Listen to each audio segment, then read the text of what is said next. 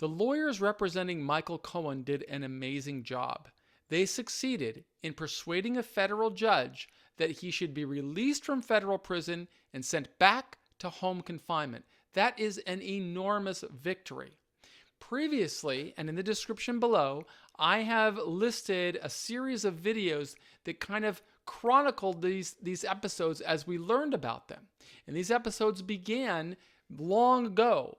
Mr. Cohen, just for a quick recap, Mr. Cohen was the president's lawyer. Mr. Cohen was convicted of breaking the laws, specific laws related to President Trump's campaign and the way that he supposedly hid money that he didn't want election officials to know about. Michael Cohen said that he committed those crimes at the direction of the President of the United States. But Michael Cohen is the only one who went to prison. And when he went to prison, he went to prison, I think, in the spring of 2019, during his first year of serving a 3-year sentence, we had the coronavirus pandemic. And as a result of the pandemic, the Attorney General ordered the director of the Bureau of Prisons to begin releasing people from federal prison to home confinement on compassionate release, because it was too dangerous for people to serve time inside of the federal prison system with the virus spreading so rapidly.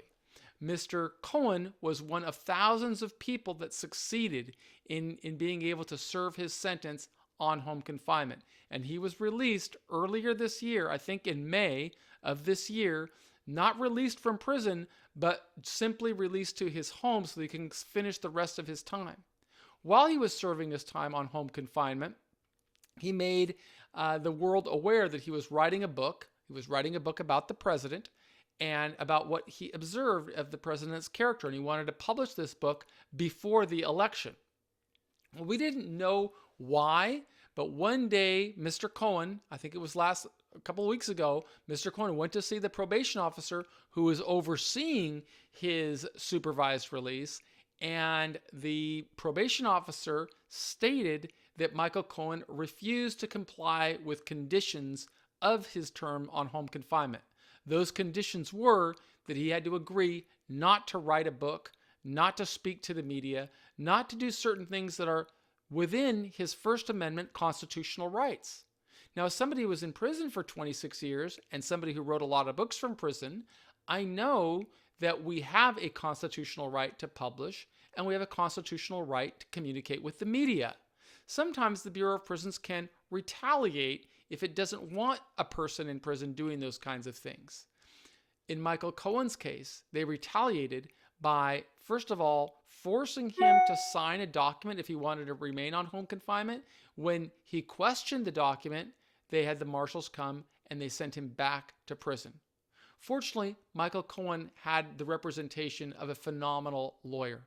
And that lawyer filed a 2241 petition in federal court alleging that the government was acting retaliatory by putting him back in prison and that they were violating his First Amendment rights. I didn't know how the government would respond, but they responded by trying to disregard the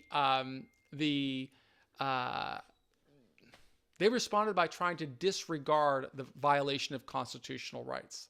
And when they disregarded the violation of those constitutional rights, they really just tried to side-skirt the issue. But the government did not prevail in court. And here is an order granting Mr. Cohen's preliminary injunction, which requires the Bureau of Prisons to recognize they cannot keep retaliating against him. Here's what it specifically said.